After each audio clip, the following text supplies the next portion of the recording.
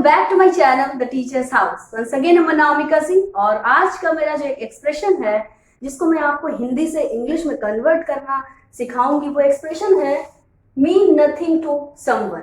Means कोई चीज किसी के लिए मायने नहीं रखती। ऐसे सेंटेंसेस की बौछार है, ढेरों सेंटेंसेस हैं जो हम लोग अपनी लाइफ में रोजमर्रा की लाइफ में बोलते हैं। तुम मेरे लिए मायने नहीं रखते, ये रिश्ता मेरे लिए मायने नहीं रखता, पास या फेल होना मेरे लिए मायने नहीं रखता, रुपए पैसे मेरे लिए मायने नहीं रखते, उसकी इज्जत मेरे लिए मायने नहीं रखती। या इसका अपोजिट भी कई बार बोलते हैं, तुम मेरे लिए बहुत मायने रखते हो, तुम्हारी मुस्कान मेरे लिए बहुत मायने रखती है, आपके लाइक्स कमेंट्स एंड शेयर मेरे लिए बहुत मायने रखते हैं, किसी की इज्जत करना मेरे लिए बहुत मायने रखती है, महिलाओं की इज्जत मेरे लिए बहुत मायने रखती है। इस तरह से मायने रखना और मायने ना रखना, इस दोनों तरह के सेंटेंसेस को हम अपनी लाइफ में बहुत बोलते हैं। तो चलिए इस एक्सप्रेशन को सीखते हैं कि कैसे हम इसे हिंदी से इंग्लिश में बदल सकते हैं। आइए, पहला जो हमारा एक्सप्रेशन है ये मेरे लिए मायने नहीं रखता, मीन नथिंग टू समवन। एक स्ट्रक्चर देख लेते हैं, उस स्ट्रक्चर के बेसिस से आप बहुत आसानी से सेंटेंसेस को हिंदी से इंग्लिश में बदल पाएंगे। छोटा सा स्ट्रक्चर है, सब्जेक्ट, देन हेल्पिंग वर्ब, फिर मीन, फिर नथिंग, फिर टू और फिर ऑब्जेक्ट। देखिए एग्जांपल्स के थ्रू आप समझ पाएंगे बेहतर। पैसा रुपया मेरे लिए मायने नहीं रखता। अब यहाँ पे सब्जेक्ट क्या है? पैसा रुपया, यानी कि मनी। तो देखिए कैसे चेंज कर रही हूँ मैं, कैसे कन्वर्ट कर रही हूँ हिंदी से इंग्लिश में। मनी सब्जेक्ट हो गया मनी, फिर means, money means nothing to me, nothing, और टू और ऑब्जेक्ट क्या है? मी, मेरे लिए, यानी कि आई का जो ऑब्जेक्ट होता है वो मी होता है। तो money means nothing to me, पैसा वैसा मेरे लिए कुछ भी मायने नहीं रखता। ये सब तो आता जाता रहता है। नेक्स्ट इज, अब ये रिश्ता मेरे लिए मायने नहीं रखता।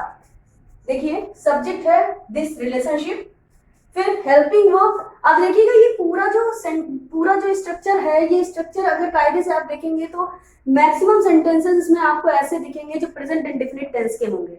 और प्रेजेंट इंडेफिनिट टेंस में अगर आपने वीडियो लेक्चर मेरा नहीं देखा है तो देख लीजिएगा। जो हेल्पिंग वर्ब का यूज होता है वो या तो डू होती है या फिर डज होती है।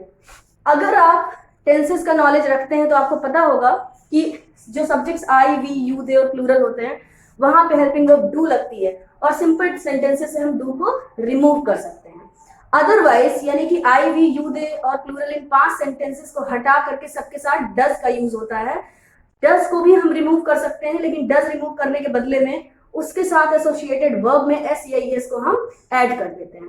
तो देखिए यहाँ पे भी वही हुआ, दिस रिलेशनशिप मीन्स, क्योंकि ये जो सब्जेक्ट है वो सिंगुलर सब्जेक्ट है और सिंगुलर सब्जेक्ट के साथ डज का यूज होता है। डज रिमूव कर दिया गया है इसलिए मीन का मीन्स हो गया।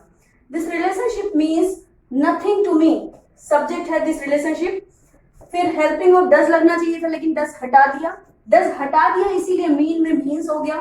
फिर नथिंग, फिर टू और फिर आई का ऑब्जेक्ट मी और यहाँ पे हो गया मी। तो यह रिश्ता मेरे लिए अब मायने नहीं रखता।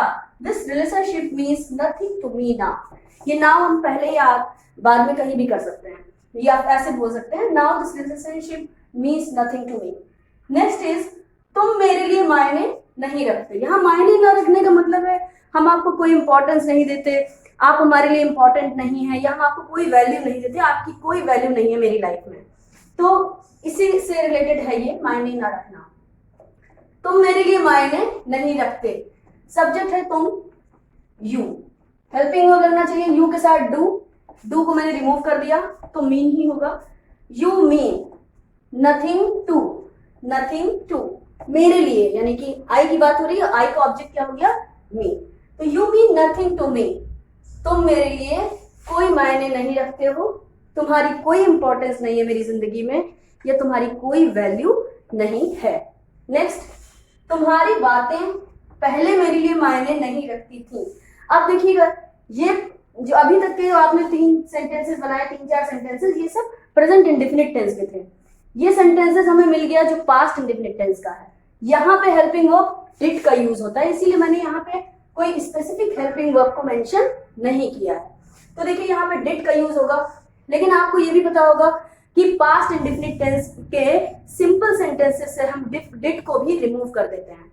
डिड को रिमूव करने के बदले में हम उसकी एसोसिएटेड वर्ब में उस वर्ब की फॉर्म को चेंज करके फर्स्ट से सेकंड कर देते हैं।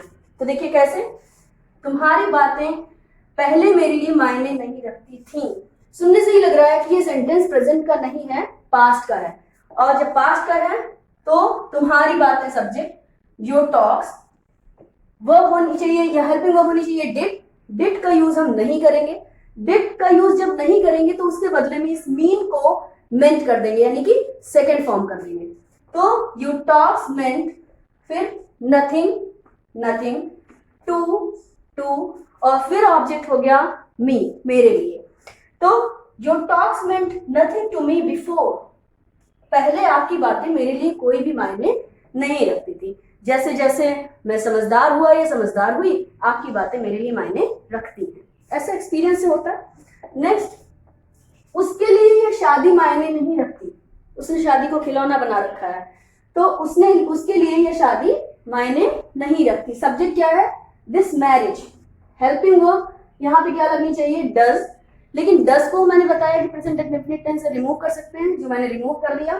फिर मीन का मीन्स हो गया, this marriage means nothing to, उसके लिए। अगर कोई मेल कंसीडर कर रहे हैं तो हिम लगा दीजिए, अगर कोई फीमेल है तो यहाँ पे हर यूज कर सकते थे। This marriage means nothing to him, उसके लिए शादी मायने नहीं रखती। ऐसे हजारों सेंटेंसेस आप बना सकते हैं कि तुम्हारा ये व्यवहार मेरे लिए मायने नहीं रखता, आप मेरे साथ कुछ भी करो, तुम्हारी कोई भी वैल्यू मेरी लाइफ में नहीं है। हिंदी या इंग्लिश मेरे लिए मायने नहीं रखती, मुझे कम्युनिकेशन से मतलब है। मेरे लिए आपका मेरे लिए क्या व्यवहार है, मेरे लिए बिल्कुल मायने नहीं रखता। इस तरह से बहुत सारे सेंटेंस है। अब देखिए इसका जस्ट ऑपोजिट एक और स्ट्रक्चर में दिखा रही हूँ आपको। Mean a lot to someone, किसी के लिए कोई बहुत मायने रखता हो। यहाँ पे था किसी के लिए कोई बिल्कुल मायने नहीं रखता, यहाँ पे किसी के लिए बहुत मायने रखता हो, उसकी लाइफ में उसकी बहुत इंपॉर्टेंस हो, बहुत वैल्यू हो, तब हम ऐसे स्ट्रक्चर का या ऐसे एक्सप्रेशन का यूज करते हैं। कैसे? सब mean a lot to someone, यहाँ पे था मीन नथिंग टू समवन, यहाँ है mean a lot to someone. Structure देखिएगा, सब्जेक्ट, हेल्पिंग वर्ब, मीन, यहाँ पे बस नथिंग की जगह आपने अलॉट कर दिया, टू, और फिर ऑब्जेक्ट। कैसे? उसकी मुस्कुराहट मेरे लिए बहुत मायने रखती है। अक्सर पेरेंट्स के लिए ये बात होती है, अपने बच्चों की मुस्कान उनके लिए बहुत मैटर करती है, बहुत इंपॉर्टेंस रखती है, बहुत वैल्यू देती है, या फिर उनके लिए वो बहुत मायने रखती है। तो उसकी मुस्कुराहट, आप अगर किसी मेल की बात करेंगे तो हिज स्माइल कर देंगे, अगर आप किसी फीमेल की बात करेंगे तो हर स्माइल कर देंगे। मैंने यहाँ पे छोटे बच्चे को, एक छोटी बेबी गर्ल को यहाँ पे कंसीडर किया तो हर ले दिया। तो उसकी मुस्कुराहट सब्जेक्ट है, हर स्माइल। हेल्पिंग वर्ब क्या होनी चाहिए? डज, लेकिन डज मैंने रिमूव कर दिया, और डज रिमूव करने के बदले में मीन का मीन्स कर दिया। हर smile means a lot to me, उसकी मुस्कुराहट या उसकी मुस्कान मेरे लिए बहुत मायने रखती है। नेक्स्ट इज, मेरे माँ बाप मेरे लिए बहुत मायने रखते हैं, यानी कि सभी के माँ बाप उनकी जिंदगी में बहुत वैल्यू रखते हैं, बहुत इंपॉर्टेंट होते हैं और बहुत मायने रखते हैं। तो यहाँ पे जो सब्जेक्ट है वो है माई पेरेंट्स। फिर माई पेरेंट्स के साथ, चूंकि पेरेंट्स दो हैं, यहाँ पे डू लगना चाहिए, प्लूरल हो गया, तो डू के साथ, डू को जब हम रिमूव करते हैं तो इस वर्ब पे कोई भी उसका फर्क नहीं आता, तो मैंने डू को रिमूव कर दिया। माई पेरेंट्स, फिर सीधे मीन, फिर अलॉट, फिर टू, और फिर me. My parents mean a lot to me, मेरे माँ बाप मेरे लिए बहुत मायने रखते हैं। नेक्स्ट, आपका प्यार मेरे लिए बहुत मायने रखता था।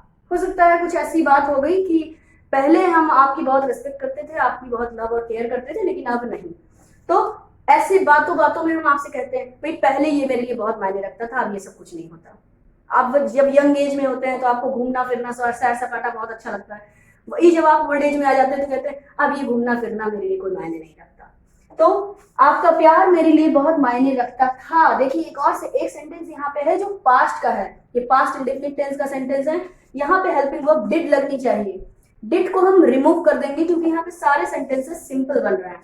फिर आपका प्यार, सब्जेक्ट हो गया आपका प्यार, योर लव मेंट, क्योंकि डिड हटा है, डिड लगना चाहिए था यहाँ। डिड जब मैंने, चूंकि सिंपल सेंटेंस है, डिड को रिमूव कर दिया तो मीन की सेकेंड फॉर्म मेंट हो गई। योर लव मेंट, फिर अलॉट, फिर टू, और फिर ऑब्जेक्ट मी। यहाँ पे इत्तेफाक है कि हर बार ऑब्जेक्ट मी आया, यहाँ पे कुछ भी हो सकता है। मेरा प्यार उसके लिए मायने नहीं रखता था, तो ऐसे कह सकते हैं माई लव मेंट, या मेरा प्यार उसके लिए बहुत मायने रखता था। My love meant a lot to him, ऐसे भी कह सकते हैं। तो देखिए कितनी आसानी से ये सेंटेंसेस हमने हिंदी से इंग्लिश में बनाए। ये एक्सप्रेशन वो एक्सप्रेशन है जो हम बहुत अपनी डेली लाइफ में यूज करते हैं। तो मुझे लगता है कि इससे आपको काफी हेल्प मिलेगी, और अच्छा हो कि ये वीडियोस देखने के साथ साथ आप इन्हें यूज करना स्टार्ट करिए।